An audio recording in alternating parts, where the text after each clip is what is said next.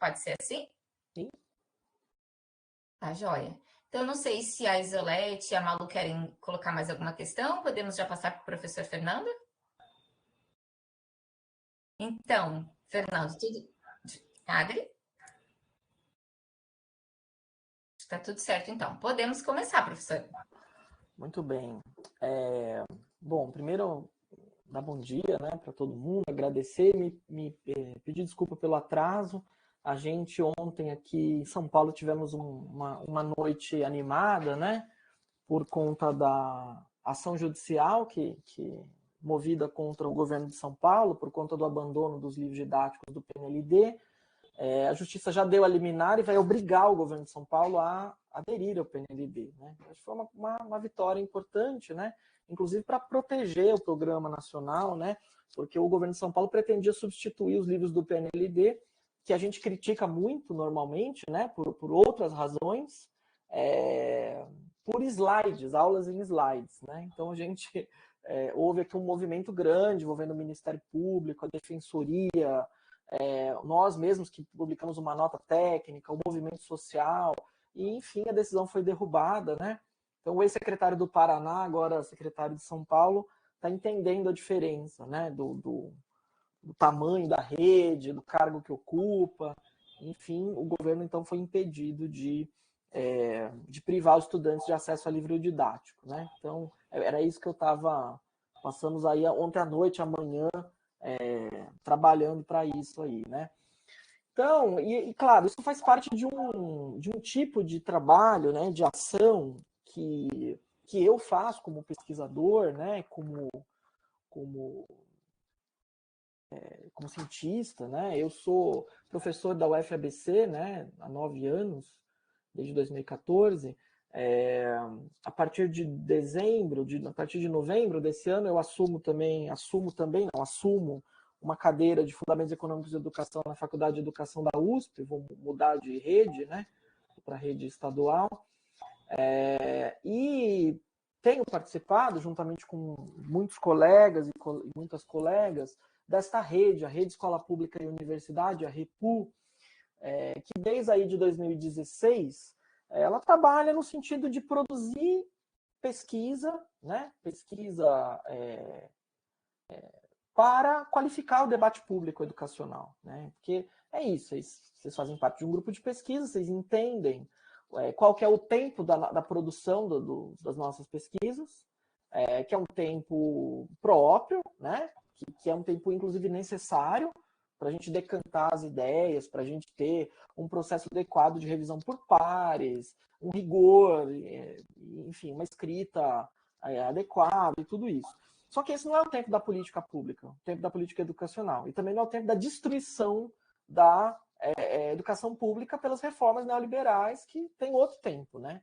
E inclusive exploram justamente essa sua maior capacidade, tanto de capilaridade, quanto de velocidade mesmo de execução, né? De produção de opiniões, né? Nesse mercado de opiniões, de especialistas, né? Esse tipo de coisa. Eles sabem como funciona e eles levam vantagem, né? Nesse sentido. Especialmente considerando aí essa nossa realidade hoje de tanto de elaboração quanto de implementação de política pública, que tem uma velocidade muito maior, né, do que antes. E aí tem um monte de estudos, um monte de trabalhos que tratam disso, né? Então, como a gente está aqui entre pesquisadoras e pesquisadores, eu vou adotar uma estratégia um pouco diferente da que eu costumo adotar com um público mais amplo. Vou trazer aí um pouco de interpretação analítica, teórica para as coisas, tá? Então, assim, tem um autor que eu gosto muito, tenho gostado muito de estudar e tal, que é o Jamie Peck, né? Que é um autor canadense que escreve sobre neoliberalismo há alguns anos, né? E, claro, dialoga com esses outros autores que a gente conhece, o W. Laval, o Andy Brown, enfim, vários Colin Crouch, vários autores que falam sobre neoliberalismo de um ponto de vista mais denso, assim, né? Mas o Jamie Peck, ele tem uma abordagem, ele é da geografia, tá? Ele é da geografia. Ele tem uma abordagem que eu acho que é muito interessante para a gente pensar as políticas neoliberais e de preferência, e a difusão, a alta velocidade de difusão das políticas neoliberais. Ele vai falar disso, né? De que, primeiro, ele vai pensar numa definição de neoliberalismo que não é exatamente aquela definição né, com aquele eco mais Foucaultiano, né, que vai pensar o neoliberalismo como uma inteligibilidade, como uma racionalidade, como um modo de vida, né, numa perspectiva aí de uma biopolítica e tal. Mas vai pensar o neoliberalismo numa perspectiva regulacionista. O que é isso, né? Então ele vai olhar o neoliberalismo e como um instrumento, né, que vai aí colocar o Estado, né, numa situação de permanente necessidade de reformar-se e de reformar as coisas, né? E isso é muito interessante porque, claro, isso contribui, né, para uma visão mais enriquecida sobre o neoliberalismo, que o Dardot e o Laval já trazem naquele livro ótimo, A Nova Razão do Mundo, que é a ideia de que o neoliberalismo ele não é equivalente à supressão do Estado, né? Não é isso. Pelo contrário, o neoliberalismo precisa do Estado e aposta que o Estado vá ressignificar os seus papéis para que ele possa produzir o seu desiderato de introduzir a lógica concorrencial em todas as esferas da vida, que é esse o projeto, né? O projeto da racionalidade, da governamentalidade neoliberal. Tá? Pois bem, só que, quer dizer, então essa ideia, ele não abre mão do Estado. Então o Jamie Peck vai olhar para isso, para olhar para o papel do Estado frente a essa necessidade imperiosa que o neoliberalismo tem de reformar o Estado, né? E não só de reformar o Estado, mas de fazer experiências de política pública, de política social com o Estado. E de fazer experiências que são experiências que a gente já sabe, né? Porque a gente está falando de elites econômicas, né? Nós estamos falando do grande capital, nós estamos falando de bilionários, influenciando em agendas educacionais, né? Estamos falando de projetos societários concentradores e que, obviamente, de um ponto de vista normativo, de um ponto de vista assim, né, mais de princípios de justiça, eles não são projetos, né, de ampliação da democracia na educação, né? Não são projetos de fortalecimento da educação pública. Não preciso aqui gastar muito latim para convencer vocês disso, né? Pois é. Então, qual que é a questão? A questão é que o que as reformas neoliberais fazem? As reformas neoliberais, elas trabalham sempre no sentido de forçar a reforma e forçar o Estado a se regular para se adequar às reformas. O problema é que essas reformas educacionais, e a gente sabe delas, a gente pode pegar Vocês trabalham com políticas curriculares e, portanto, acompanham, né, uma série aí de 30 anos, pelo menos, de reformas educacionais neoliberais desde os anos 1990, e a gente sabe perfeitamente que essas reformas, elas consistem, no fundo, porque quando a gente vai observar isso num cotidiano escolar, num ambiente mais, né, num aspecto mais micropolítico, a gente vai ver o quê? Que elas não passam de experiências, né? Experiências curriculares, experiências de reforma educacional, experiências de ampliação de tempo de jornada escolar, enfim, experiências. Experiências que, né, claro, ancoradas num projeto de justiça, no princípio de justiça, no projeto societário, que não é o projeto da Constituição de 88. Porque o projeto da Constituição de 88 é um projeto que define a educação como um direito universal. E o Estado como responsável por isso. Né? O projeto da BNCC, por exemplo, qual é o projeto da BNCC? O projeto da BNCC não é o projeto do direito à educação, é o projeto do direito à aprendizagem. E a aprendizagem não é educação. A aprendizagem é uma parte do processo educativo. E a escolha dessas palavras não é aleatória, né? O Gert Bista trata disso, né? Desse fenômeno de aprendificação da linguagem educacional, que não é uma coisa aleatória, é um deslocamento político de um projeto coletivo para um projeto individual. É disso que se trata. Esse é o movimento. Eu vou publicar agora na revista Educação e Sociedade, nos próximos meses, um artigo em que a gente analisa, faz uma análise textual das versões da base, dos PCN, e mostra o deslocamento da linguagem da educação para a linguagem da aprendizagem.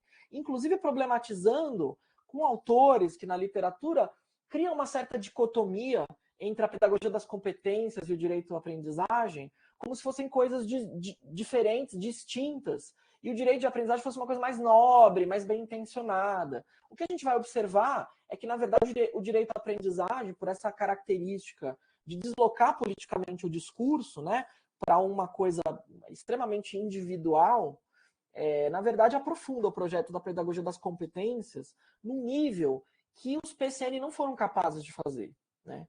Então, quer dizer, o projeto é esse, né? Quer dizer, esse é a contextualização da discussão sobre a reforma do ensino médio. E a contextualização da discussão, inclusive da análise da conjuntura. Porque, veja bem, onde nós estamos agora no debate sobre a reforma do ensino médio? Nós estamos no debate sobre a reforma da reforma, certo? Não é isso? Pois é, o que é a reforma da reforma? A reforma da reforma é um ciclo de reregulação do Estado que o Jamie Peck descreve. É isso. Faz o experimento dá errado, claro que dá errado, porque você vai fazer uma reforma que pulveriza o currículo oficial, que pulveriza a oferta de educativa, itinerário formativo, que torna as redes ingovernáveis, inadministráveis, né? Até a organização dos alunos nas escolas, a alocação de professores. Quer dizer, você vai criar tudo isso, claro, vai dar errado, certo? Porque isso vai cair como uma bomba atômica num sistema que já tem desigualdades e mecanismos de estratificação social anteriores, né? A gente tem problemas de desigualdade interescolares entre rede privada e rede pública, dentro da rede pública, intraescolares dentro da escola. Ou seja, são várias formas de desigualdade, né? Bourdieu ajuda a gente a pensar isso, né? De maneira bastante interessante. É isso, a gente sabe disso desde os anos 1960, né? Desses mecanismos de estratificação que são muito difíceis de remover. Então a gente pega um sistema que é um sistema desigual, um sistema que ainda não alcançou o projeto distributivo da Constituição de 88 e a gente pulveriza, né? E aí, claro, a gente vai gerar mais desigualdades. E, claro, vai dar errado, como deu errado. Então, o que nós fizemos no ano de 2021-22 foi fazer pesquisa empírica. Foi pegar dado público, que é uma coisa que eu faço como pesquisa, pegar dado público e fazer pesquisa empírica para mostrar explicitamente que a reforma do ensino médio não entrega o que promete. E o que ela promete? Liberdade de escolha, flexibilização curricular, aumento de carga horária, escola de tempo integral e profissionalização no ensino médio. É isso que ela promete.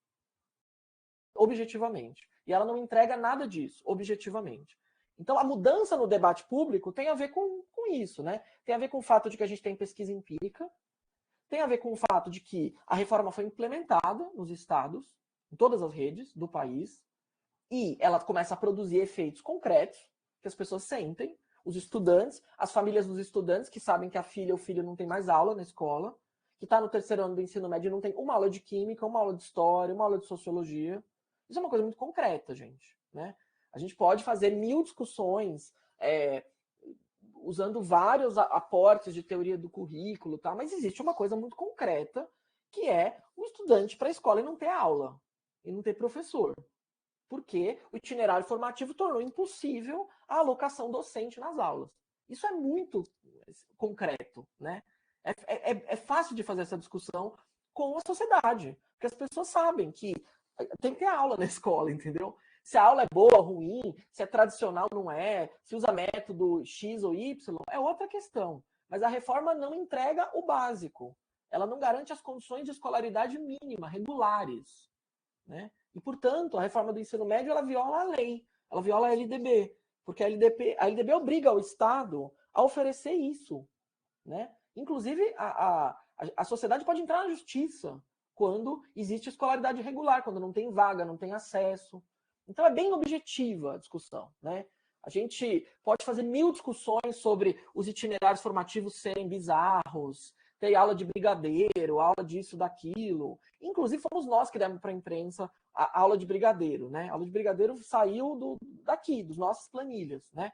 A gente tem esses dados e a gente vai presenteando esses dados por aí e vai colocando isso no debate público, de maneira, claro, anedótica, mas isso cria o debate porque isso dialoga com as pessoas.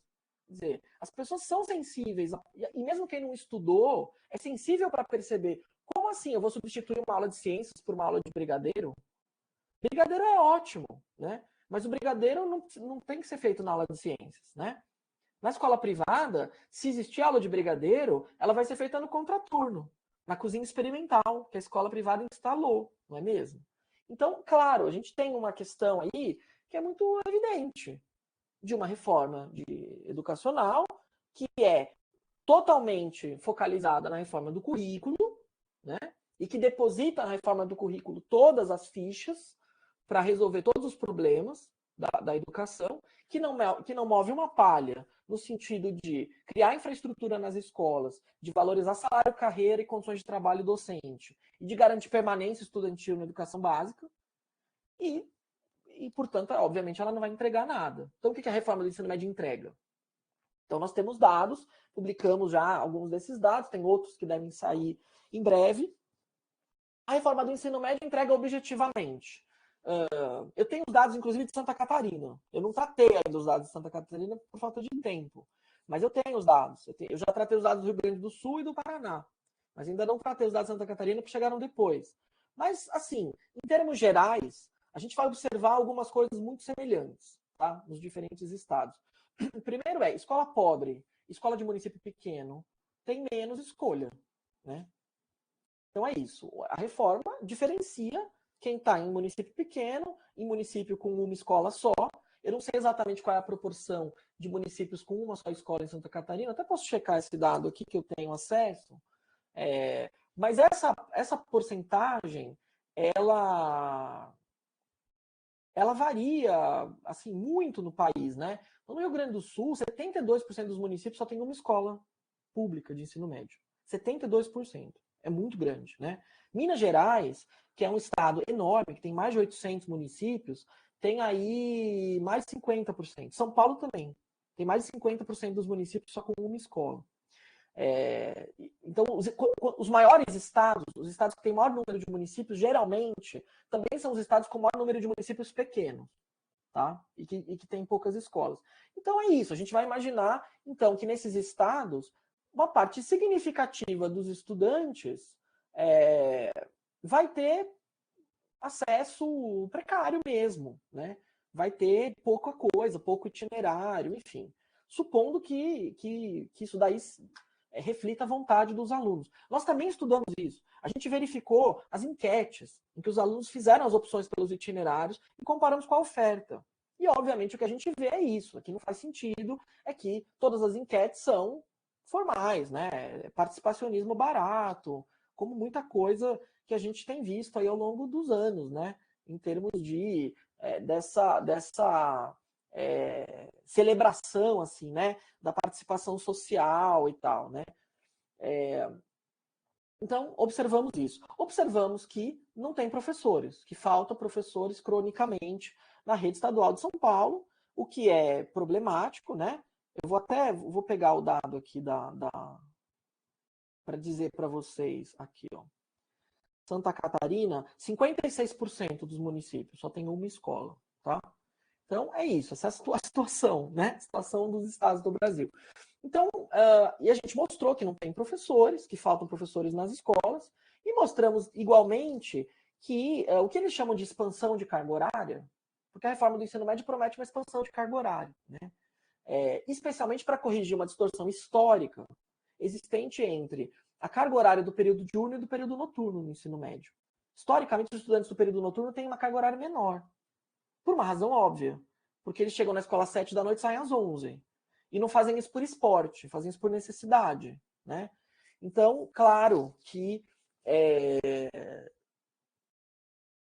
teoricamente, né, faz sentido você pensar, poxa, vamos equalizar as condições de quem estuda à noite e quem estuda de dia, e vamos estabelecer uma carga horária de 3.000 horas letivas para todo mundo mínima. legal, né? O problema é que como é que você vai garantir uma carga horária mínima de 3.000 horas letivas no período noturno, né? Sem que esse estudante possa chegar na escola às 5 da tarde, sem que esse estudante possa frequentar a escola no sábado, sem que esse estudante vá fazer o 4º ano do ensino médio. Então, é isso. Não tem segredo, né? Como que você faz um estudante que trabalha por necessidade de chegar na escola às 5 da tarde? Ou como é que você estimula esse estudante a mudar, a sair do período noturno e ir para o período diurno? É com política de transferência de renda. É permanência estudantil, né? Que a gente sabe há décadas que a gente faz isso nas universidades. A UFSC tem um programa de permanência estudantil, a UFABC tem um programa de permanência estudantil, inclusive tem linhas de financiamento próprias, né? Sinais para assistência estudantil. Serve para isso. Serve para garantir condições de permanência. Especialmente quando o estudante trabalha, quando o estudante precisa mudar de cidade para estudar, essas coisas. Então, se não tem isso, como que você vai fazer um ensino noturno com carga horária expandida? Bom, adivinhem qual é a alternativa? EAD, né? Ensino à distância, nos moldes da pandemia, né? Com aquele mesmo padrão de qualidade da pandemia. Para estudantes que não têm acesso, muitas vezes, à internet, não têm um smartphone bom para usar o aplicativo, não tem o acesso à internet na escola, o estudante não tem o espaço para estudar em casa, nem o tempo necessário, tudo isso. Então, vejam bem, quer dizer, em termos objetivos, o que nós mostramos? Né? Mostramos para o Estado de São Paulo primeiro e temos dados que mostram as mesmas coisas para outros estados do país, com as especificidades dos estados. Né? A reforma do ensino médio não entrega o que promete. Portanto, todo o debate público sobre a reforma do ensino médio feito entre 2016 e 2021, todo, ele é falsificado. Ele é falsificado primeiro, porque se está debatendo, né, as fundações, os institutos, a imprensa que comprou esse negócio, o Sistema S, as sucessivas gestões do Ministério da Educação no governo do Temer, e inclusive a atual gestão do MEC, compraram, pelo valor de face, aquela ideia abstrata da reforma redentora dos problemas educacionais via simplificação do currículo, simplificação do que os estudantes vão aprender. Né? Então, é isso. Então, como é que se debatia a reforma do ensino médio em 2016? Vocês devem lembrar, né? Em 2016, teve uma pesquisa do Ibope que mostrava que 72% das pessoas eram favoráveis à reforma do ensino médio. Vocês lembram disso? Eu fiz saiu na imprensa, eu pedi os dados da pesquisa para a Casa Civil, recentemente, eles me mandaram. E é interessante ver o que é. Que as pessoas respondiam que eram favoráveis à reforma do ensino médio porque perguntavam para as pessoas se elas eram a favor da reforma do ensino médio que pretende ampliar o número de horas na escola, oferecer ensino profissionalizante, oferecer que o estudante possa estudar o que quer, o que escolheu. Quando você atrela uma reforma educacional a ideias abstratas de aumento de liberdade e de melhoria da qualidade do ensino, quem vai ser contra? Percebe? Então, é o que o Laval fala naquele livro, A Escola Não é uma Empresa, né? Sobre o discurso da modernização da escola, né? Que é um discurso moral, né? Essencialmente moral, e que ele é muito convincente, porque ele coloca como horizonte, né, para a reforma educacional a melhoria inexorável das coisas. Por isso que o novo ensino médio chama novo ensino médio. Por isso que tem o adjetivo. Né? Igual o Partido Novo, né? Que não é novo, a gente sabe, é um partido reacionário, certo?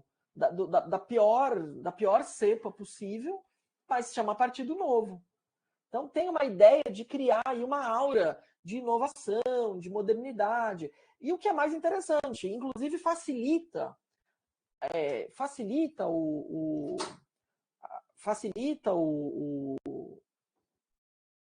peraí, só um pouquinho. Facilita se defender, né? Fechar o flanco para as críticas. Então, por exemplo, quando a gente, né, pessoas da universidade, as professoras, o pessoal da escola, critica a reforma do ensino médio, né? Qual é o argumento dos defensores da reforma do ensino médio? é que essa é uma posição retrógrada. Por quê? Porque se defende o ensino disciplinar, que é uma coisa do século XIX, porque se defende uma escola tradicional, porque se defende essas coisas. E isso não é moderno, isso não é uma coisa do século XXI. Isso não está alinhado ao que se espera das profissões do futuro. Vocês já devem ter ouvido falar nisso, né? E aí é isso, quer dizer, quem é contra a reforma do ensino médio é tratado como ludita, quebrador de máquina, retrógrado, conservador, tradicionalista. Isso é uma coisa muito louca, né? Porque você parar para pensar que, como é que você vai dizer, classificar um estudante de 16 anos que está na rua, na Avenida Paulista, em São Paulo, protestando contra a reforma do ensino médio, exigindo ter aula na escola, vai chamar esse estudante de reacionário? Progressista é quem? A Fundação Lehman? Não faz sentido o tipo de inversão, né, discursiva que é feita por esse raciocínio. Porque, claro, é muito eficaz o debate sobre o novo, né, na educação, a inovação, né, a modernização e tal. Então, a estratégia nossa, né? Eu faço parte da campanha nacional pelo direito à educação, da Repu. Como é que é a nossa estratégia para disputar o debate público? É tirar desse pessoal a possibilidade de reivindicar a novidade. Né? É isso, essa é a estratégia. E nós adotamos essa estratégia ativamente. Nós fizemos nota técnica, escrevemos artigos, produzimos pesquisas, fizemos milhões de articulações com a imprensa, carta aberta pela revogação da reforma do ensino médio, assinado por mais de 600 entidades, grupos de pesquisa, sindicatos do país inteiro, de norte a sul, das academias da língua Anhangaçu, no interior da Amazônia, até os grandes sindicatos, as grandes centrais sindicais do país, os movimentos sociais, é isso, né? Pressão e evidências científicas, no sentido de mostrar explicitamente que a reforma do ensino médio produz miséria educacional. Né? É isso que ela faz. E que a produção de desigualdade e de miséria educacional, ela não é um efeito colateral da reforma. Isso é importante. Ela é um efeito principal, é um efeito sistêmico. Né? Eu tive em Brasília faz uns meses, num seminário que a Câmara fez sobre a reforma do ensino médio, e eu tive assim o prazer, né, pessoal, assim, de detonar a reforma do ensino médio num auditório em que na primeira fila estavam sentadas duas pessoas que colocaram de pé aquela reforma. Mendonça Filho, ex-ministro de Bolsonaro, e Maria Helena Guimarães de Castro, grande, né, liderança intelectual do PSDB, né, na educação. E é muito interessante porque a pergunta que me fizeram, né, o contra-argumento mas veja, já não tinha desigualdade no país? Então, assim, como é que a gente pode afirmar que a reforma do ensino médio é que produziu a desigualdade? Então, vejam a desonestidade desse argumento. Né? Vejam a desonestidade desse argumento. Porque, na verdade, esse argumento inverte uma coisa elementar, que é um princípio que está expresso na Constituição Federal, no artigo 3º, que é o objetivo do Estado brasileiro, que é combater desigualdades. Né? Ou seja, se você tem uma política que não combate desigualdades, ela não deveria existir, né, como política pública. É simples o raciocínio. Então, na verdade, tanto faz, né, se tinha desigualdade prévia, se ela está aprofundando ou criando. O fato é que ela não está combatendo. O fato é que ela é voltada para não lidar com os problemas da desigualdade. E, portanto, ela não deveria existir. Né? É claro que nós temos evidências de que as desigualdades são aprofundadas, tá? Mas supondo que nós não tivéssemos nenhuma evidência, nós ainda assim poderíamos ser contra a reforma do ensino médio, porque ela viola um princípio elementar da função do Estado brasileiro. A gente até pode discordar, né, de que o Estado brasileiro deveria combater desigualdades. Bom, tem gente que discorda, mas está na Constituição, né? Enfim, a Constituição é um princípio afirmativo. E enquanto ela estiver de pé, a gente precisa torcer, né, e trabalhar para que ela funcione, tá entendendo? Pois bem, então o debate da reforma do ensino médio mudou, né? Mudou por quê? Porque saiu da equação a abstração. A reforma do ensino médio é concreta, né? O estudante não tem professor, não tem aula, não tem computador, né? O itinerário formativo não existe na escola. Minas Gerais, por exemplo, é um estado que representa o Brasil, né? Que tem 800 municípios, que tem todos os biomas brasileiros dentro dele e que fica encravado entre Nordeste, Centro-Oeste e Sudeste, e que inclusive representa o Brasil nas eleições, né? Quem ganha em Minas Gerais ganha no Brasil, já ouviram falar disso? Porque de fato Minas Gerais representa o Brasil. Minas Gerais é um estado paradigmático sobre a reforma do ensino médio. Minas Gerais é o seguinte, tem sei lá quantas mil escolas, 2.000, 3.000 escolas na rede de ensino, é a segunda maior rede do país, e verdadeiramente metade de todos os estudantes de Minas Gerais só tem acesso a um itinerário formativo no ensino médio. Não tem acesso a nem às 4 áreas do conhecimento. Essa é a situação de Minas Gerais. E aí, se a gente vai olhar no mapa, se a gente vai territorializar o dado, espacializar o dado, a gente vai ver que aonde é que o estudante não tem acesso? É nas regiões mais pobres do estado. Então, eu estou fazendo um estudo lá com o pessoal da Universidade Federal do Vale do Jequitinhonha, em Mucuri. É lá no Vale do Jequitinhonha onde os estudantes têm a pior condição de implementação da reforma do ensino médio. Então, assim, a gente vai ver isso em todos os estados, né? Então, é muito concreto, gente, tá? É muito concreto. Então, essa é a primeira coisa. Tem pesquisa e tem concretude. O debate abstrato sobre se as pessoas são a favor de uma reforma que melhora a educação não cabe mais. Porque as pessoas já entenderam que a reforma do ensino médio piora a educação, tá? Então, o velho ensino médio é melhor do que o novo ensino médio. Por mais críticas que a gente possa ter a ele.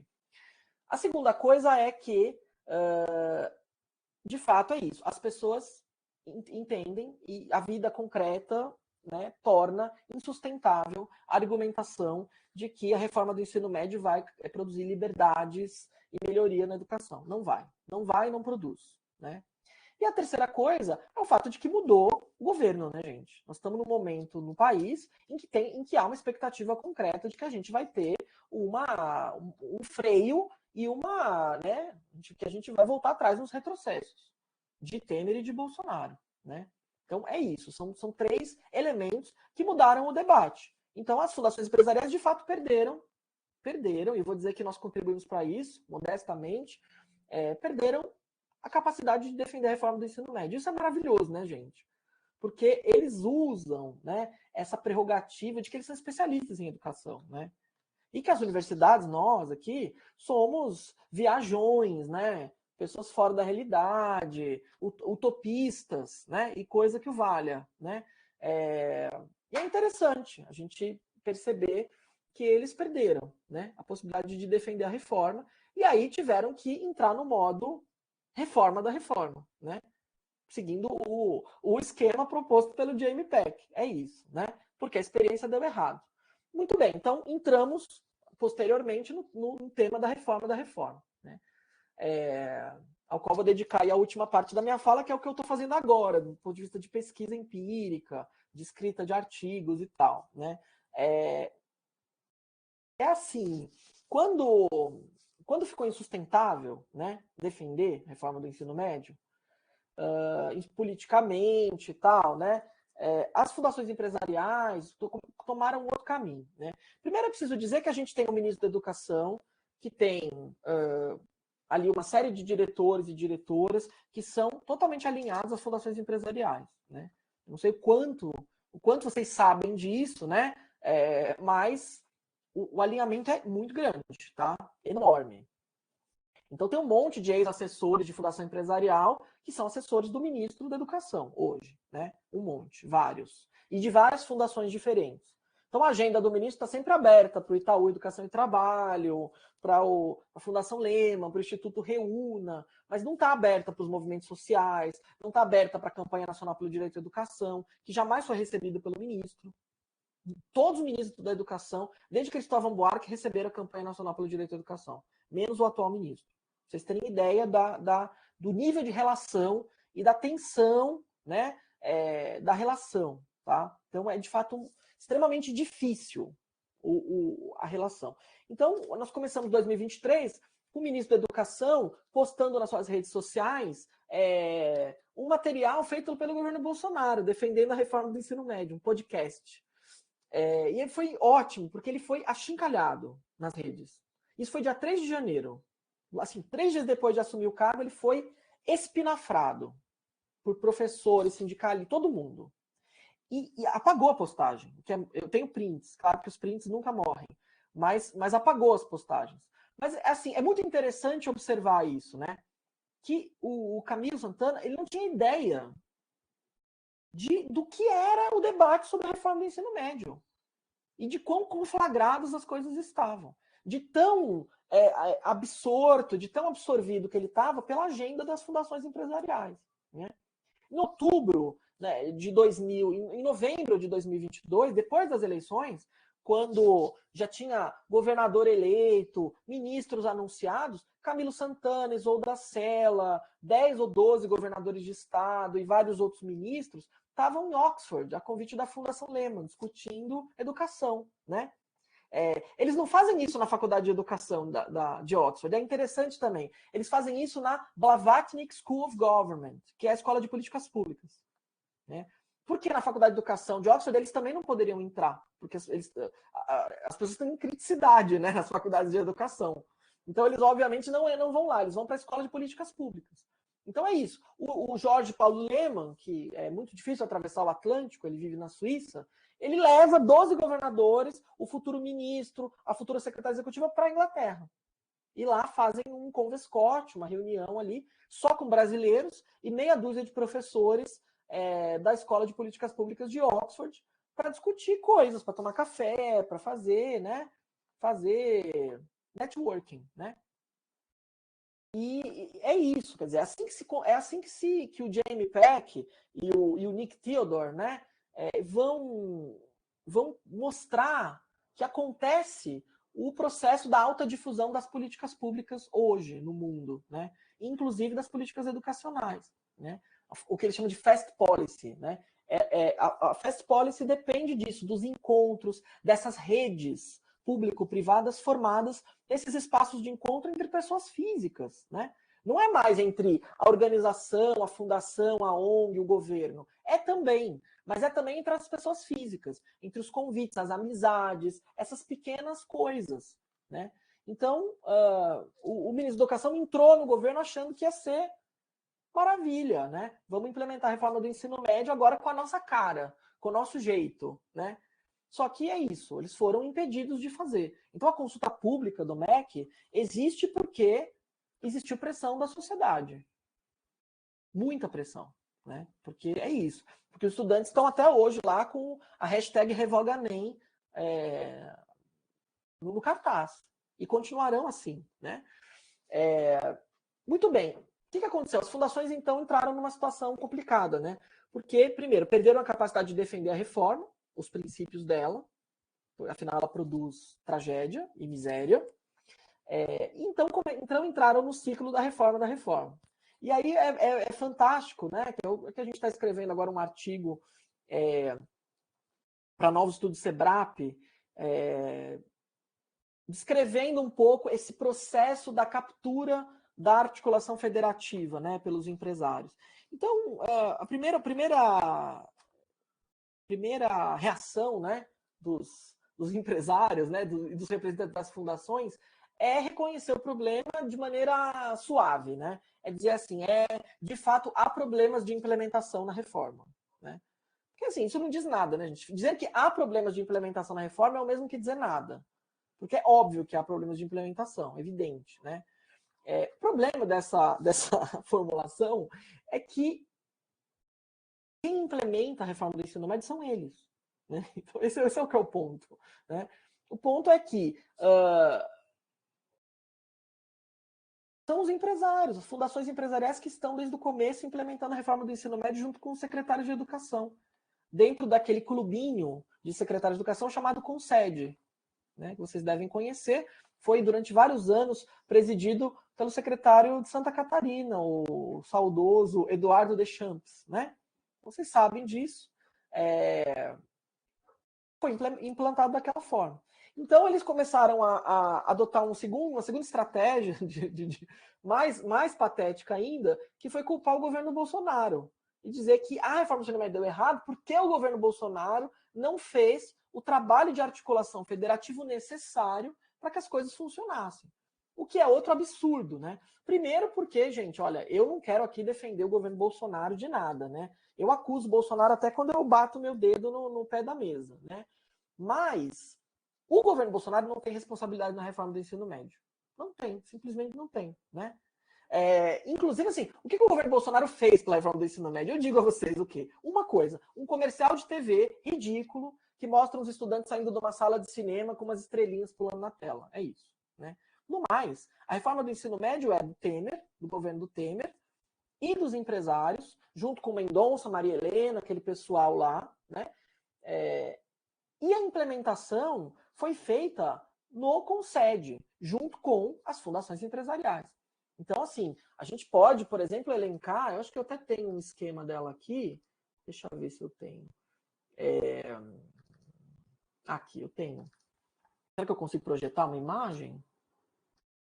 Eu vou habilitar. Habilita para projetar. Projetar uma imagem para vocês verem. Que é um dado empírico, que nós ainda não publicamos, mas acho que ele é, assim, bastante visual, assim, né? Vê se aparece agora ali uma opção que. Apareceu. Deixa eu ver. Deixa eu ver. Aqui.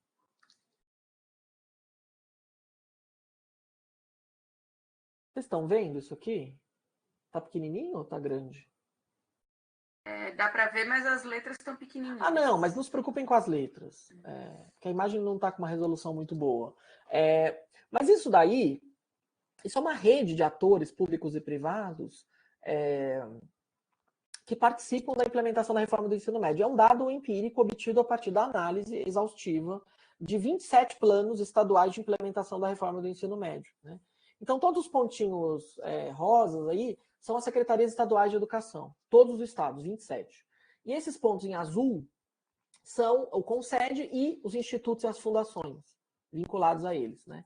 Então, assim, o que acontece é que o MEC não precisou fazer articulação federativa, né, para fazer a implementação da reforma do ensino médio, porque a articulação federativa está aqui, ela foi sequestrada, né, inclusive pelo empresariado, né? Então, assim, isso aqui é uma coisa muito relevante como dado, porque se a gente olhar os trabalhos do Jamie Peck lá, em que eles analisam, por exemplo, eles utilizam como exemplo o orçamento participativo do Rio Grande do Sul, né, que é um clássico da política pública, e como é que essa política vai sendo propagada pelo mundo, né? E aí eles analisam, claro, a Fast Policy num contexto transnacional, né? O que a gente está vendo aqui é um exemplo empírico de Fast Policy num contexto nacional, né? E que só é possível num Estado federativo, como o Brasil, como os Estados Unidos, como a Alemanha. Então tem alguns estados cuja estrutura federativa permite que uma coisa dessa se manifeste, né? Então é por isso que a reforma do ensino médio foi implantada assim, ó, rápido. E é por isso que a gente vai encontrar, por exemplo, o currículo de São Paulo e o de Alagoas, que é o mesmo. Simplesmente o mesmo. Igual. Entende? Então as pessoas até podem dizer, mas tem muita diferença, os estados, cada um faz de um jeito, mas tem muitas similaridades. Muitas. Né? E mais do que isso, né? Tem mais um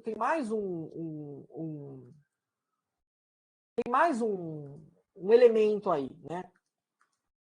Que é o seguinte, quando a gente começou a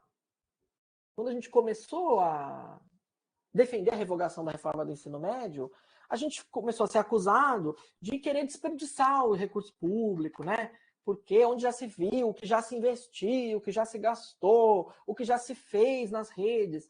Mas quando a gente vai investigar mais a fundo, a gente vai ver o seguinte, que o Instituto Reúna mesmo, que é financiado pela Fundação Lema e está presente em 21 estados do país, ele reformou o currículo do estado de Alagoas em 2022. Sendo que o estado de Alagoas tinha aprovado um currículo estadual em 2021, feito pelos próprios professores da rede. Ou seja, a reforma da reforma já vinha acontecendo. O abandono do recurso público, sem qualquer tipo de discussão com a comunidade, isso já vinha acontecendo. O próprio governo de São Paulo acabou de anunciar que os itinerários formativos vão mudar, que vão abandonar tudo. O itinerário formativo do Instituto Reúna em São Paulo foi abandonado pelo governo de São Paulo. Olha que coisa. Ou seja, o processo é um processo de experimentação, erro e reforma. Experimentação, erro e reforma. que é um ciclo interminável, né? Esse é o lugar em que nós estamos hoje, né? Então, as fundações empresariais perderam a capacidade de argumentar, trouxeram o governo Bolsonaro, não conseguiram convencer e tiveram que reconhecer que a reforma, afinal, tem problemas de concepção. E agora nós estamos aqui nessa situação em que o Ministério da Educação fez uma consulta pública meio esquisita, né, para dizer o mínimo. Eu ainda vou analisar os dados da consulta, já pedi os dados para a gente ver, saber, né? Lançou uma proposta, que é uma proposta que dialoga com o que a gente vem defendendo. Então, eu sou um dos elaboradores de um projeto de lei, PL 2601, que estabelece como princípio primordial, né, eliminar o aspecto da lei da reforma do ensino médio, aquela que estabelece o máximo de 1.800 horas de formação geral básica, que é uma violência, aquilo, né, contra uma vedação explícita do acesso ao conhecimento através da escola, sob qualquer perspectiva, qualquer escola de teoria de currículo, aquilo é uma violência, né? Então é isso. O mínimo é que a gente tenha o mínimo de 2.400 horas de formação geral básica, porque isso era o que tinha antes, né? É uma espécie de uma cláusula de não retrocesso. Quer dizer, qualquer ensino médio que seja novo, se reivindique novo, ele não pode regredir em relação ao antigo, em relação ao mínimo, né? O mínimo. Aí, assim, quer fazer itinerário, plantar bananeira no restante das horas, não dá para impedir as redes de ensino de fazerem. Agora, é preciso impedir as redes de ensino de violentar a formação dos estudantes. De a gente ter estudantes de terceiro ano do ensino médio que não tem aula de nada na escola. Isso é uma violência, né? Então, o Ministério da Educação acenou para isso. As fundações empresariais, a CNI, já estão em campo de novo, tentando baixar, né? Tentando arrancar 200 horas aí, né? de formação dos estudantes.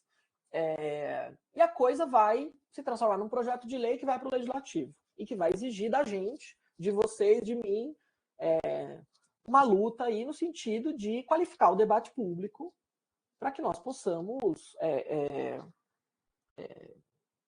manter as coisas, que nós possamos, de fato, convencer a sociedade, mais uma vez, de que não é uma coisa producente do ponto de vista educacional reduzir a carga horária de formação básica, né? Que, afinal, isso é o elementar que a gente espera da escola, formação básica, né? Então, enfim, encerro aqui dizendo isso, né? Que quer dizer, então vocês vejam, existe um trabalho de pesquisa, né? Que corre numa certa temporalidade, mas tem um outro trabalho que é um trabalho de pesquisa com uma finalidade aí de intervenção direta no debate público, né? Que envolve aí a produção das notas técnicas, dos artigos de opinião, enfim, um outro tipo de trabalho que a gente tem feito aí ao longo dos anos no sentido mesmo de ter impacto, de influenciar na produção das políticas, né? Então, ontem mesmo lançamos uma nota técnica, foi incorporada numa ação judicial, que resultou numa liminar e que hoje obriga aí o governo de São Paulo a tomar a decisão aí razoável que deveria ter tomado desde antes. Essa conversa é muito extensa, tá, gente? Assim, eu falei aqui rapidamente sobre coisas que a gente poderia falar em 10 encontros de 10 horas, tá? Então, fico à disposição aí para a gente dialogar sobre um monte de outros temas que eu não cobri, e é isso. Obrigado.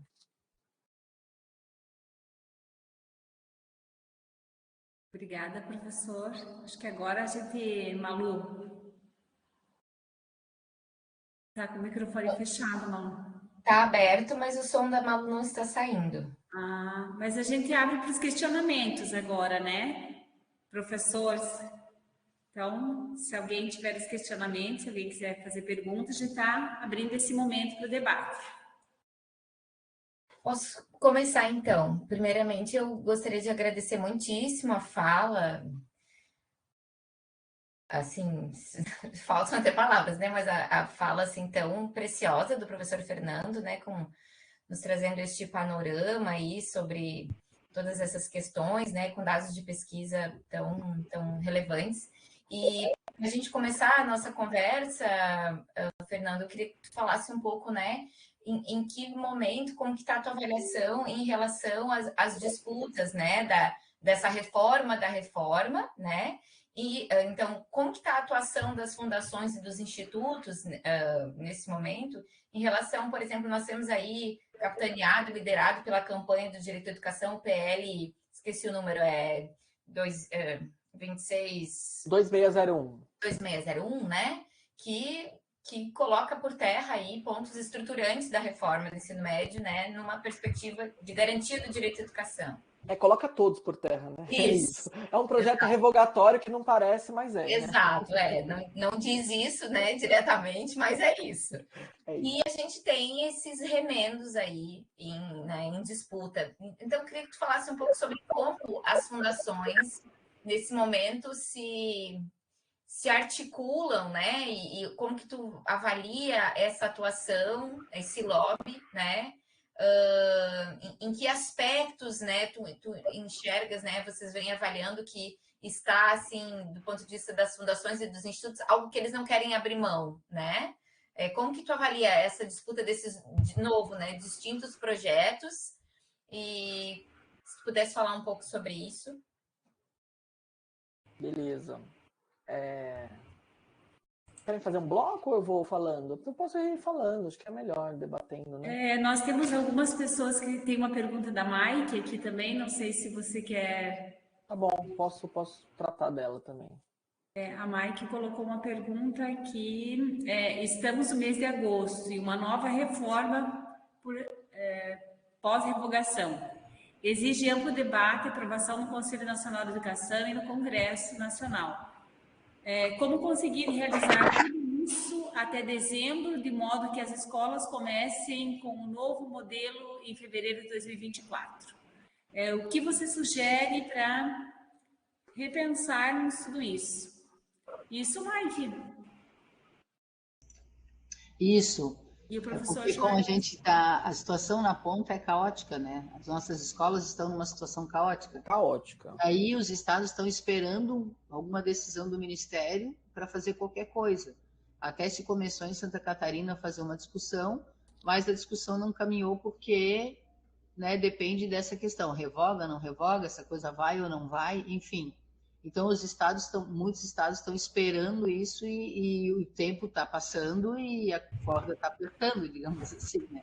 E aí eu queria ver o que tu sugeres, ou o que estão discutindo na academia ou pensando com relação a isso, né? Eu já vejo que não tem mais, para o ano que vem, a gente não tem mais tempo hábil.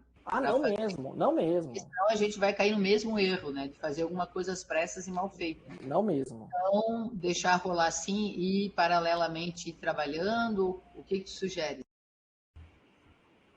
Tá, deixa eu trabalhar com essas duas questões e depois a gente faz outras. Eu vou começar... Nós temos o professor Juarez inscrito para sequência. Tá bom. Não, vamos começar contigo, Mike, que a tua pergunta é mais objetiva, assim, né? Claro, pro ano que vem não tem menor condição, né? A minha posição, assim, política sobre a questão da revogação é que a revogação, eu escrevi sobre isso em algumas colunas minhas na carta e tal, né? A revogação, ela é o início, entendeu? De um processo. Ela não é a finalidade, né? As fundações, claro, tentam inverter o debate, né? Para dizer que a gente quer implodir, apertar o botão vermelho e colocar tudo abaixo. Não é assim que funciona, né? Não é assim nem que funciona a política pública, porque as implementações são sempre incrementais, né? Não é, as coisas não são revolucionárias, né? Não estamos no momento assim, pré-revolucionário, né? Então não vai acontecer isso, tá? Ainda que a gente até queira, mas não vai acontecer. Então, assim, o que eu sempre defendi, né, como solução para a reforma do ensino médio é Conferência Nacional de Educação. Isso é o que eu sempre defendi. E é o que eu sigo defendendo. Né? Então, por que raios eu fui lá meter minha assinatura no PL 2601? Eu explico por quê. Porque a gente estava sendo acusados, né, na sociedade de não ter proposta. Isto é um problema. Então, foi uma estratégia tática. Né? A gente tinha que ter uma estratégia tática para retirar desse pessoal o argumento de que nós não temos proposta. Nós temos proposta. A gente defende 2.400 horas, a gente defende ensino presencial, a gente defende ensino técnico profissionalizante de qualidade, a gente defende o básico. A gente defende, a gente acha absurda uma visão de interdisciplinaridade como supressão das disciplinas, que não compreende a interdisciplinaridade como movimento intelectual, né? E, portanto, depende das formas das disciplinas interpelarem o mundo para funcionar. Então, assim, um monte de coisa. A gente sabe o que é inaceitável e o que é inegociável. Então, a função do PL foi manter o debate vivo. Inclusive porque o governo federal também usa suas estratégias de cooptação dos movimentos, né? Coloca o Fórum Nacional de Educação para fazer GT, né? Reuniões, 1000 reuniões, e vai, né, diluindo a insatisfação, vai institucionalizando o conflito social e vai ali diluindo a insatisfação. Então é isso, a função do PL é essa, e necessariamente, Mike, qualquer solução para a reforma do ensino médio tem que passar pelo legislativo, tem que ter lei aprovada, porque a gente está falando de uma lei, a lei 13.415. E aí, então, é isso. Tem um tempo para isso acontecer, né?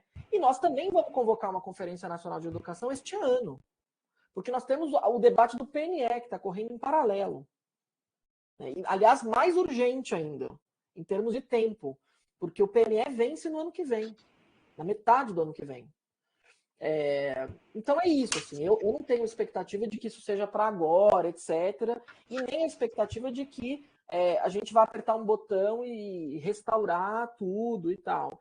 É triste, né, que esse processo, a lentidão desse processo, né, e a construção institucional, ela vá, por exemplo, prejudicar os estudantes que estão na escola nesse momento e que perderam, entendeu? Perderam acesso ao conhecimento. É isso, né? Por isso que a gente fala de experiência, erro no lombo das pessoas pobres, que estão lá na escola e que se prejudicam, tá? Em relação ao que a Grazela pergunta, é assim,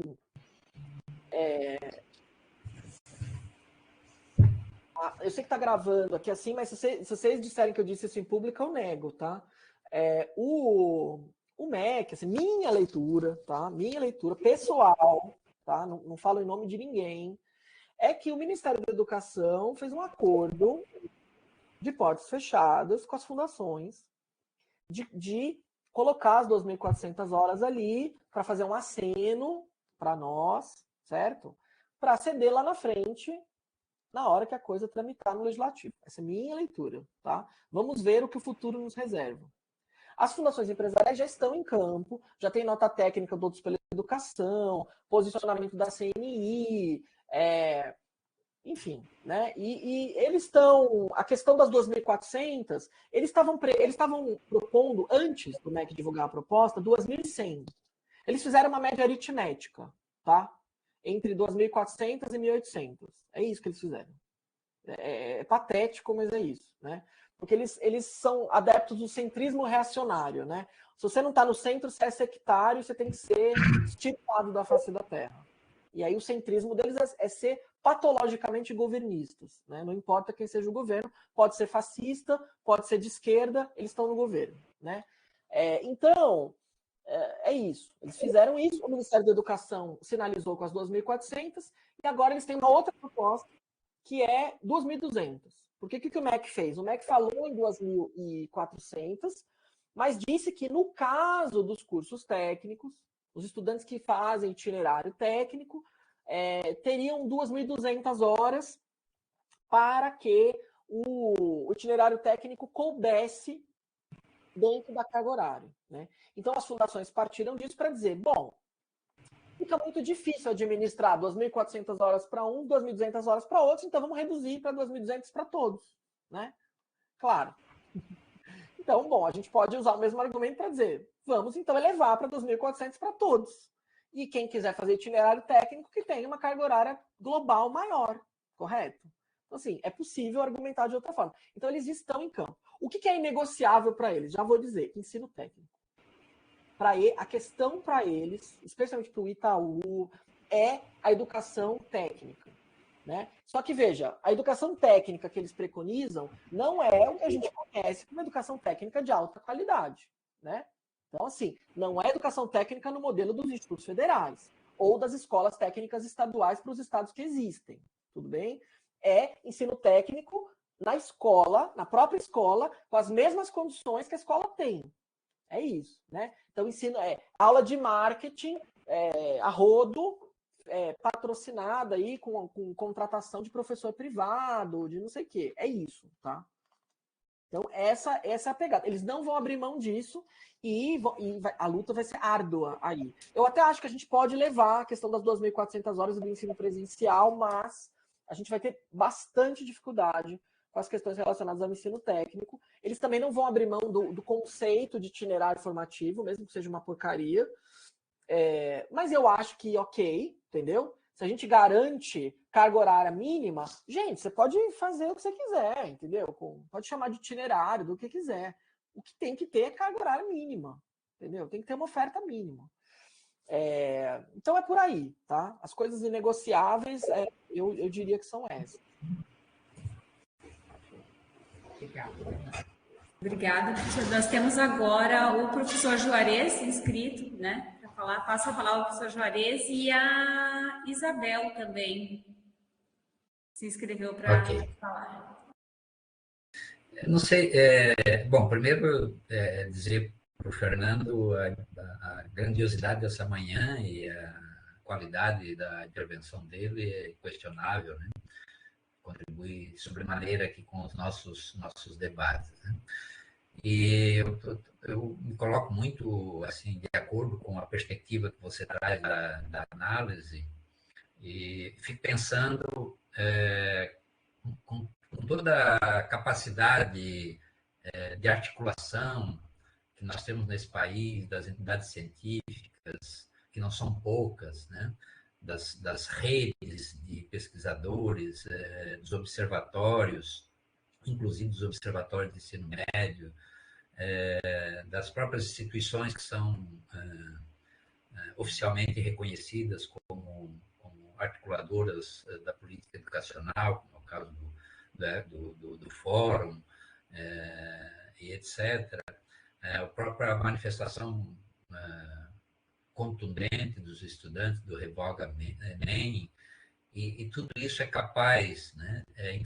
Parece ter sido incapaz de fazer essa virada de chave dentro de uma definição por parte do Ministério da Educação em função dos acordos, né, que você muito bem colocou, com o empresariado, com as fundações.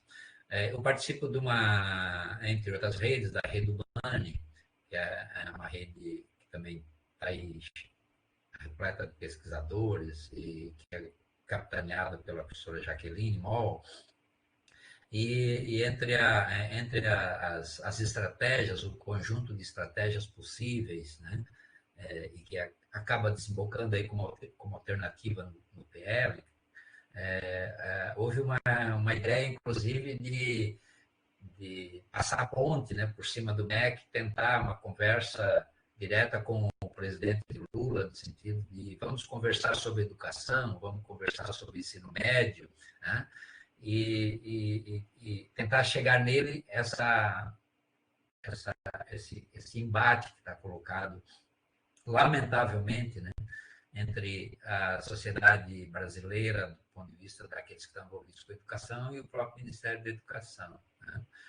Então, eu não tenho assim, nenhum questionamento, mas eu fico profundamente impactado, né, com a condição de nós termos que disputar nesse nível, né, com o governo, que foi o nosso último sonho de possibilidade concreta, e agora a gente está tentando, aos pouquinhos, no varejo, né, um encaminhamento para uma solução um problema que vem no atacado, né?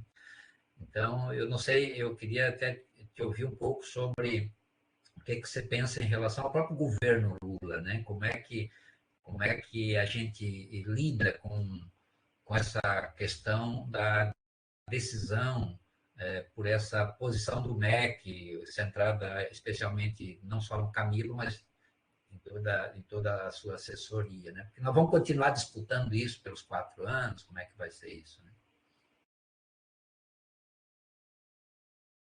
Temos mais questões? Posso então fazer meu comentário? Bom, você estava falando, você já tinha falado antes ali da questão da interdisciplinaridade, que também me tocou, e agora quando você fala dessa disputa em relação ao itinerário formativo técnico, né? Eu sou professora de Instituto Federal, do IFSC aqui né, do IFSC, que é um dos institutos aqui de Santa Catarina, e eu estou pesquisando sobre o currículo de História. Embora não seja assim o tema, o foco da minha pesquisa de doutorado, essa relação com a reforma do ensino médio também passou um pouco a discussão que eu faço, né? Principalmente quando eu estou discutindo o movimento que os institutos federais têm feito nos últimos anos, e eu avalio como uma reação à reforma do ensino médio, né? Já era uma discussão que estava iniciando, mas ela deslanchou mesmo, né? Depois da reforma do ensino médio, que é tanto o CONIF, né, que reúne que é um conselho das instituições da rede federal, mas os próprios institutos, né, elaborando as suas diretrizes para o ensino médio. Então, como uma forma também de se resguardar em relação ao que a reforma anunciava já desde 2016, né? E aí, esse movimento dessas diretrizes institucionais tem debatido muito o conceito de ensino médio integrado, de integração curricular, por causa da oferta dos cursos técnicos, né? Que a gente tem nos institutos federais, essa modalidade integrada, né? Mas não apenas como uma modalidade de matrícula, mas como uma perspectiva pedagógica mesmo de formação. E aí, quando você fala, então, dessa disputa que está agora em relação às fundações empresariais, né? Essa disputa em relação ao itinerário profissionalizante, eu fiquei pensando sobre isso, porque um dos desafios que a gente tem no ensino médio integrado é justamente essa conciliação das horas, né? Porque não é simplesmente a gente somar as 2.400 horas do ensino médio, que antigamente era, com as horas do catálogo de um curso técnico, porque aí realmente fica uma carga horária bem pesada para os estudantes. E também não é a proposta do ensino integrado, né? Então, é um dos grandes desafios que a gente tem na prática mesmo, que é construir esse currículo efetivamente integrado, né? Como que a gente consegue, como lidar com isso em relação à carga horária. Alguns institutos, por exemplo, o IFC aqui de Santa Catarina, criou uma estratégia que são os núcleos politécnicos ou eixo politécnico, que é onde essa carga horária, digamos, conta tanto para a parte técnica quanto para a formação básica, né? Mas aí o que eu queria perguntar é como que está esse debate em relação ao itinerário profissionalizante em relação a essas fundações empresariais que você comentou. Porque, por exemplo, um debate que a gente fez com a Grazi, numa participação que a gente fez no podcast que ela tem sobre educação, né? Que uma das coisas que os institutos federais não abrem mão é justamente a ideia do ensino técnico, porque, sendo técnico, ele carrega toda uma série de critérios que têm que ser cumpridos, né? Aí, quando tu fala que esses institutos estão disputando o eixo é técnico ou é profissionalizante de uma maneira mais ampla, porque uma coisa que a Mike apresentou um pouco para a gente aqui no grupo de pesquisa da experiência de Santa Catarina é que o eixo, o que eles chamam de eixo EPT, né, o profissional e técnico, na verdade não eram cursos técnicos, então o aluno fazia assim um semestre de uma coisa, outro semestre de outra coisa, e no fim das contas ele não sai nem com diploma, nem com certificado, nem com uma formação profissional sólida, né? Então é meio que uma maquiagem. Então eu queria saber esse debate de que eles estão dizendo que não abrem mão, é em relação a um curso técnico estruturado ou é nesse modelo que a gente já vem observando, que é esse profissional, essa profissionalização capenga, assim, atrelada à formação geral?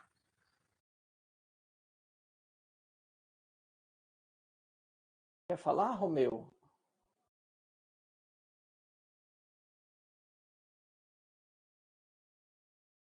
Não te ouvimos, Romeu. Teu áudio não está saindo, Romeu. Nada, nada. Pode ser um problema também do fone, quem sabe talvez tu tirar, talvez, Romeu.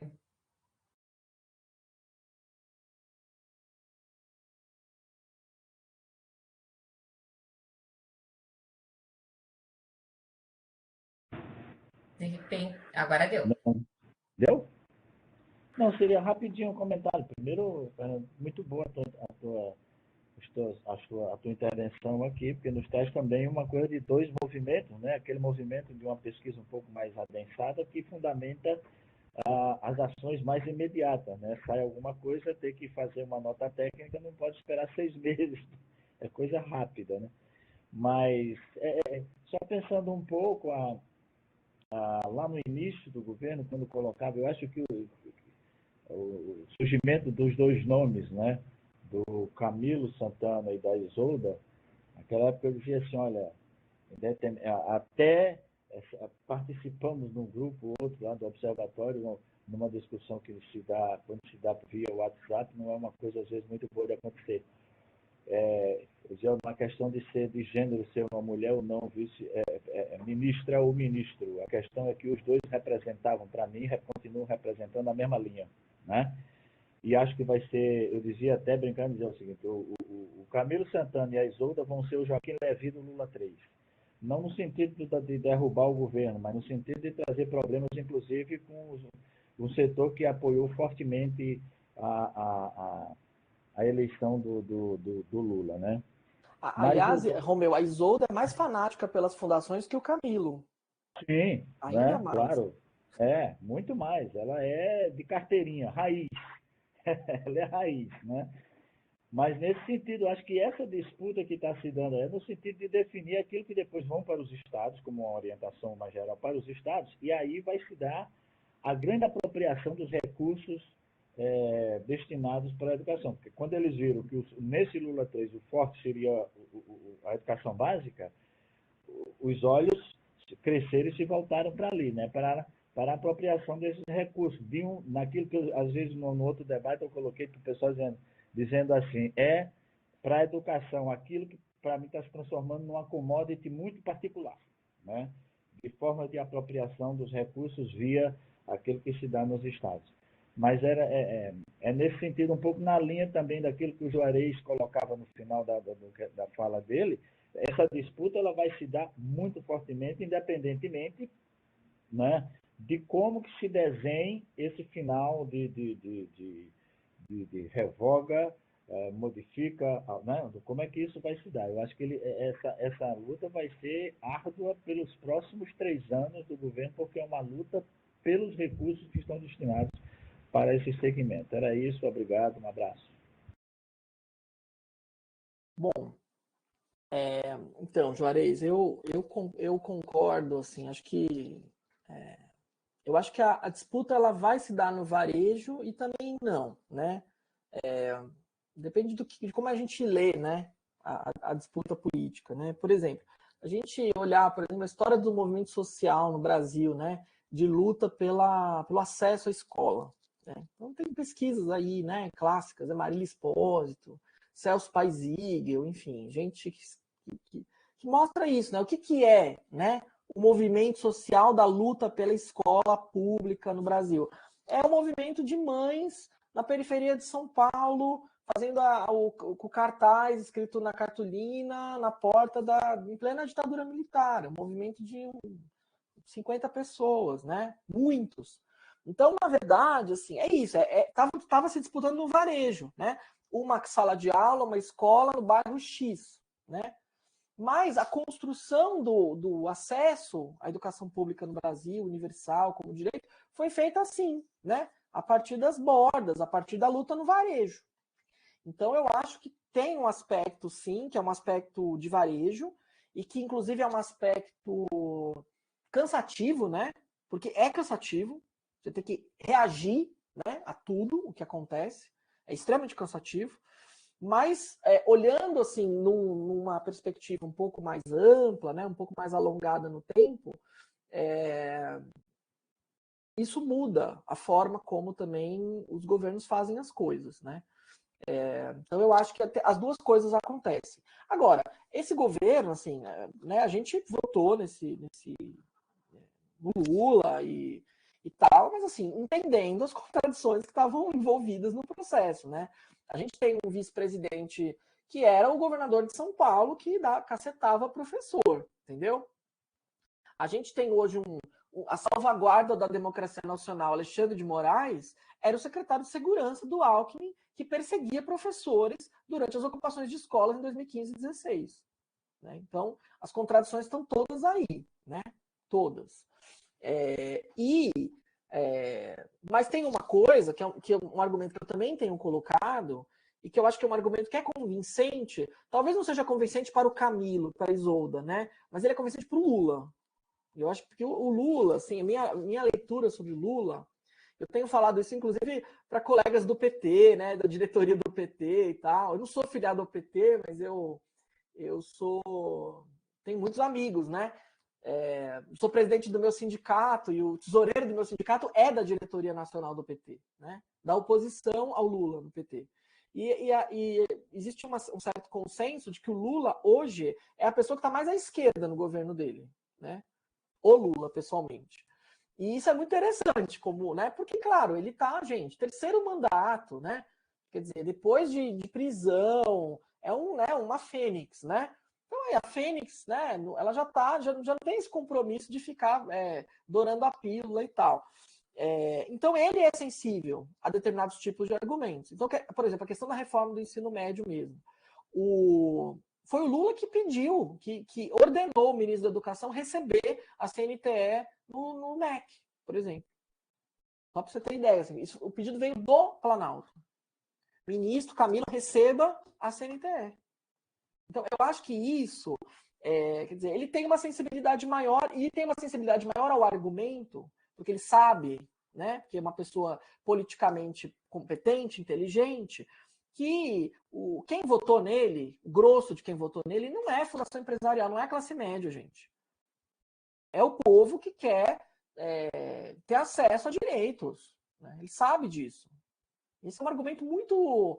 Fala muito com ele, porque ele sabe disputar a eleição. Ele sabe falar com o povão, né? Então ele sabe qual que é a questão. Então, a minha leitura é essa, que a gente tem que fazer disputa, né? No varejo, mas entendendo que é uma disputa que ela acontece de maneira mais ampla. Eu vou dar um outro exemplo para você, uma disputa em paralelo que acabou de acontecer. Escolas cívico-militares. Outro exemplo assim que é clássico, né? É uma política do Bolsonaro, né? Assim, o PSIM, né? Mas a militarização de escolas, uma coisa anterior, que já vinha sendo feita no Brasil de maneira sistêmica, inclusive em governos do PT, na Bahia e no Piauí, para dar dois exemplos, né? Muito mais na Bahia. No Piauí, com um pouco mais discretamente, né? Porque teve mais resistência no Piauí, mas na Bahia, a rodo, né? A rodo. Mais de 100 escolas militarizadas. Veja a covardia do Ministério da Educação de tomar uma posição educacional contra a militarização escolar. Eles descontinuaram o programa, mas não foram capazes de publicar uma posição assim, contraindicando a presença de polícia no lugar de professor em escola, que deveria ser o mínimo que deveria se esperar, né? Mas não fizeram isso. Por quê? Porque não querem atrapalhar as boas relações com os governadores de estado. E o que aconteceu em razão disso? Serviram de escada para todos os governadores do Brasil dizerem que vão continuar militarizando a escola. Ainda que não vão, porque precisa de dinheiro. E escola militarizada é uma escola para poucos alunos, é uma escola que expulsa estudante pobre. Né? Assim, na prática, ela funciona muito parecido com as escolas de tempo integral. Né? É uma escola que, de fato, ela é redutora, né? Ela faz um filtro ali, uma estratificação grande, né? Social, e, claro, acompanhado de toda aquela ideologia de controle dos corpos que a gente conhece, né? Que caracteriza esses modelos militarizados. É isso, o Ministério da Educação foi, assim, covarde, não enfrentou a questão, né? E aí apanhou do campo educacional de novo pela covardia, né? Então, da minha parte, eu sigo o conselho do Lula, entendeu? Toda hora é hora para criticar. É isso que ele diz. O governo precisa de tapinha nas costas, o governo precisa de crítica. Era uma coisa que em 2003 era mal vista, né? Quando você fazia uma crítica pela esquerda ao governo, você era visto como um quinta coluna, né? Linha auxiliar do PSDB, era assim que era tratado. E veja onde chegamos, né? Então, acho que nós precisamos ter a percepção de que a luta política não termina nunca, né? A escola de Frankfurt ensinou isso pra gente, a Adorno ensinou isso pra gente. Se a gente não colocar a luta política permanente como força motriz, a gente vai ter retrocesso. Vide Bolsonaro. O que é Bolsonaro? Né? Quem imaginava que um fascista poderia chegar à presidência e fazer o que fez? Pois é. Pois é. A luta política ela é interminável, ela é incessante. Então, independentemente do varejo, do atacado, a gente não pode largar a mão da luta política. É extremamente cansativo, né? Mas essa é a questão, né? É uma questão psi, né? Assim, a gente nunca vai ser feliz, né? Plenamente. A gente está sempre em busca, e essa busca é o que nos move mesmo, né? É o que, inclusive, nos dá energia para viver, né? Então é mais ou menos por aí. Tem uma coisa, um certo elan assim, vital que também está na luta política, né? Obrigado, Fernando. Isabel, a tua questão sobre... Não é Isabel, mas quem fez? É tu, Isabel, exato. Claro, Isabel, eu concordo plenamente. Assim, eles estão disputando um ensino profissionalizante de baixo custo. Só que, veja, intencionalmente, né, eles misturam as coisas, né? Eles confundem. Porque o objetivo deles é também enfraquecer o sistema do Instituto Federal, né? Porque, veja bem, toda a argumentação de que eles estariam, entre aspas, revolucionando, oferecendo ensino técnico, cai por terra quando a gente sabe que nós temos já um sistema público de alta qualidade que está nos institutos federais. Não dá para falar que não existe ensino técnico público de alta qualidade, porque existe. Só que ele tem um custo mais elevado, né? Porque o professor do Instituto Federal tem outro salário, tem outra formação, porque a infraestrutura é outra, porque tem política de permanência, por isso. Então é isso, para não assumir esse negócio, eles misturam mesmo, propositalmente as coisas. E ao fazer isso, claro, estão disputando, estão concorrendo com os institutos federais. E aqui em São Paulo concorrem com o Centro Paula Souza também, que é o que oferece as escolas técnicas estaduais, as FATECs. Então tem estados que têm rede estadual também de ensino técnico. Eles estão concorrendo com isso. E estão contribuindo para o desmonte, inclusive. Porque, né, se a gente vai olhar, por exemplo, os institutos federais no interior, né? Então, eu tive, por exemplo, no Rio Grande do Sul, no Instituto Federal... tem 3 lá, né? Qual deles? O Instituto Federal... Tem o Farroupilha... IFSUL. O Sul-Rio Grandense. É que eles ficam espalhados pelo estado inteiro, é uma lógica totalmente caótica, né? De distribuição no território. Mas era o IFSUL, Sapucaia do Sul. E aí... tem um colega lá de Novo Hamburgo, né, do IFSUL também, que me diz isso, que chegam as demandas, né, do governo estadual ali, de o Instituto aderir lá, oferecer um cursinho disso, daquilo, para assessorar ali a rede estadual, porque tem a demanda do itinerário 5, entendeu? E o governo federal atrela, né, essa adesão quase compulsória a essas coisas, aos institutos receberem recurso. Então, deixa os institutos à míngua, né? E vai liberando recurso a conta-gotas, à medida que os institutos vão capitulando a esse tipo de oferta, ser uma espécie de um paradouro ali dessas demandas de ensino profissionalizante de baixa complexidade. Isso é grave. Porque isso mostra como é que a reforma do ensino médio também está atrelada ao desmonte, né? De um modelo que é um modelo bem sucedido. A gente pode criticar, discutir os modelos dos institutos federais. Claro, a gente faz isso, né, corriqueiramente, mas não é possível dizer que não se trata de um modelo público de sucesso, de alta qualidade, né? Então, eles, claro, jogam com isso, né? Eles jogam com essa ambiguidade, com a falta de conhecimento das pessoas, do que é ensino médio integrado, do que é ensino técnico profissionalizante, do que é ensino profissionalizante curto, curso FIC, enfim, tem um monte de nomenclaturas e modalidades que são propositalmente confundidas nesse discurso genérico de que o estudante que não quer ir para a universidade tem que ter a possibilidade de se profissionalizar, né? É isso. Esse é o discurso. E aqui em São Paulo, as pessoas dizem coisas horrorosas no Conselho Estadual de Educação. Falam o seguinte, porque as meninas querem fazer curso de manicure, os meninos querem fazer curso de borracheiro.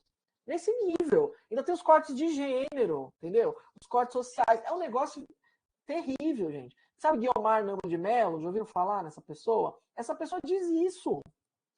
Até hoje. Com essas palavras. Sem corar a face. Né?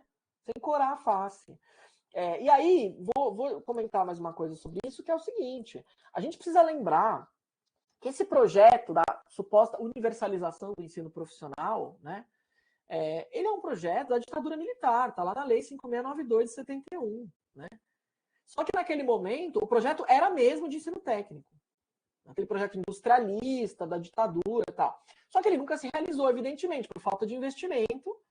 E a evidência empírica, trivial, de que ele nunca se realizou, é o fato de que nós temos, no Brasil, processo seletivo para entrar no Instituto Federal. Não tem vaga para todo mundo, certo? Se tem processo seletivo, não tem universalização. Então, o que eles querem fazer é isso, é criar um ensino técnico do D, né, profissionalizante de baixa qualidade, para, entre aspas, universalizar a coisa. Só que fazer isso de um jeito totalmente precário. Né? Então, veja, aquele argumento do dualismo entre ensino técnico e propedêutico que a gente faz, por exemplo, em relação aos modelos europeus, alemão, francês, espanhol, ele não se aplica ao Brasil. Porque não existe ensino técnico para todo mundo. A ponto de a gente dizer que existe um modelo dual que coloca rico na universidade e pobre na escola técnica. Não existe isso. Né? Não existe. Por quê? Porque os institutos federais e as escolas técnicas públicas, mesmo que tenham estudantes de baixa renda, ainda tem estudantes com um nível socioeconômico maior. A gente pode ver, inclusive, nas nossas universidades. A gente adora dizer, porque temos 50% de estudantes de escola pública e tal. Se a gente vai pormenorizar, granularizar esse dado, nós vamos descobrir que parte significativa vem do Instituto Federal das Escolas Técnicas Públicas. Ou seja, já passaram por um processo de estratificação e de filtragem. Por isso que, na verdade, o critério de raça é muito melhor para a gente ver ampliação de acesso. Né? É muito melhor. Porque, de fato, você vai ver muito menos gente negra nos institutos federais e nas escolas técnicas estaduais. Né? E muito mais gente branca nas universidades. Então, embora você tenha um balanço maior, né, de escola pública e privada, e que as cotas raciais tenham aumentado o número de pessoas pretas e pardas nas universidades, ainda tende para uma população branca, por conta desses mecanismos aí ocultos, né, que os próprios sistemas públicos elitizados assim impõem, né? Então é uma coisa insana, né? Bourdieu que vai ensinar a gente, né? A gente consegue atacar um mecanismo de estratificação e outro já está sendo criado para criar desigualdades de outro lado.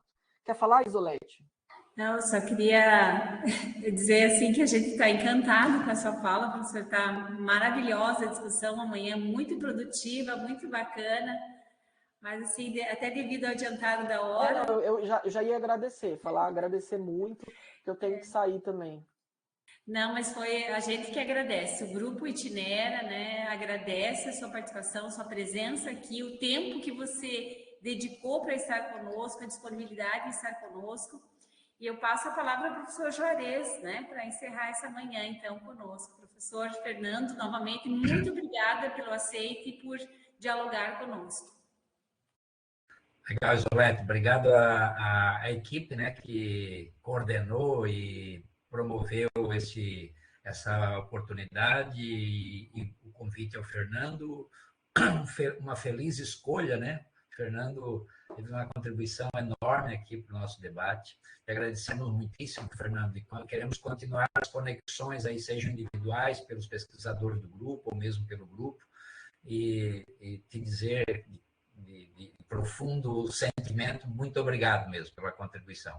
E agradecer a todos e a todos do grupo por mais esse encontro, aos novos que chegaram, né? Estou lembrando aqui a Marilene, o Thomas, o Iago, e outros que estão conosco também em função do ingresso na pós-graduação, na graduação, e a Marilene da Secretaria, mais uma contribuição importante ao grupo. Obrigado a todos vocês, a todas, e eu acho que podemos encerrar. Não sei se mais alguém tem alguma observação.